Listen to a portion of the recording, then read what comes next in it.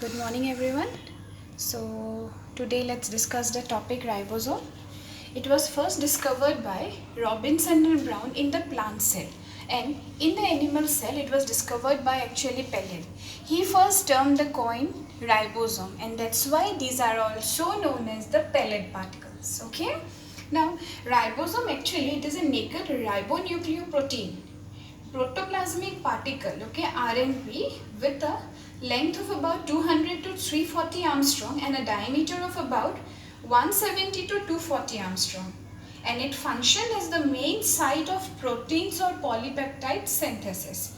That's why these are also known as the protein factories. Okay. Now, they occur in all prokaryotic and eukaryotic cells, and that's why these are considered as the universal component of the cells. They are absent in mature erythrocytes. Okay. Now, sometimes what happens, they occur in single form, then it is known as the monosomes, but sometimes they occur in combined form. That means they remain attached to the mRNA, and in this particular fashion is arranged during protein synthesis. Then it is known as the polyribosomes or the polysomes. Okay. Now, the ribosomes actually, on the basis of its occurrence, in which part actually it is present, it is of two types, the cytoplasmic and the organelle.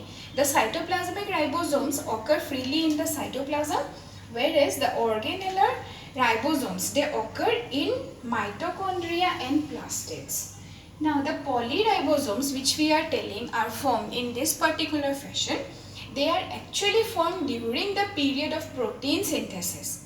Okay, that means whenever protein synthesis starts, polyribosomes are formed, and their maintenance requires a particular amount of energy.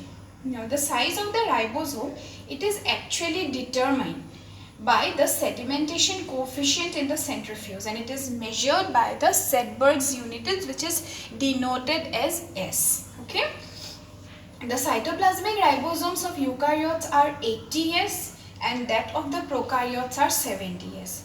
And the two subunits of 80S ribosomes are 60 and 40.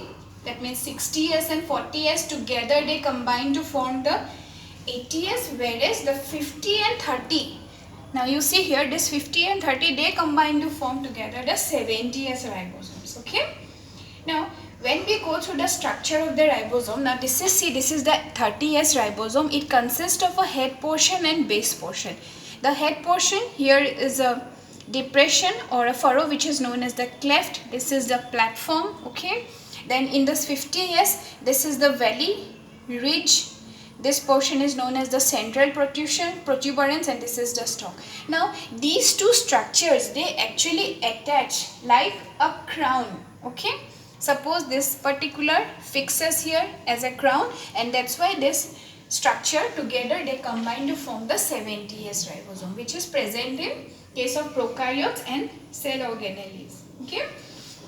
Now the ribosomes actually, they has 4 sites for specific attachment: the mRNA binding site, amino acid site for binding to newly arrived amino acids carrying tRNA, a peptidyl site with tRNA carrying growing polypeptides, E or exit site for free tRNA before it leaves the ribosomes. Okay, that means during the protein synthesis, different sites are there which will help in attachment. Okay.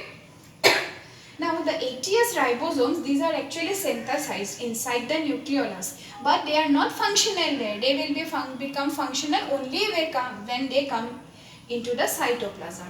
The 70S ribosomes are formed in the cytoplasm, and the ribosomes, these are actually made up of 2 parts. That means chemically it consists of 2 substances, the proteins and the rRNA.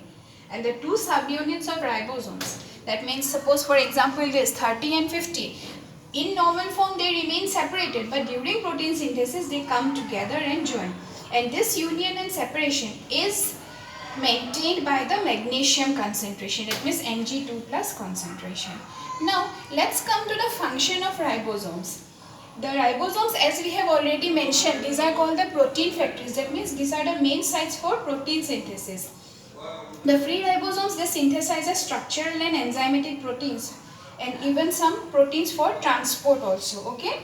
They provide enzymes and factors for condensation of amino acids. Then the newly synthesized polypeptides are provided protection with the help of these particular ribosomes. Okay, so these are all the basic things regarding ribosomes. Go through the videos, go through the notes, study them properly, and if you have any problems, any queries regarding this topic, then please let me know.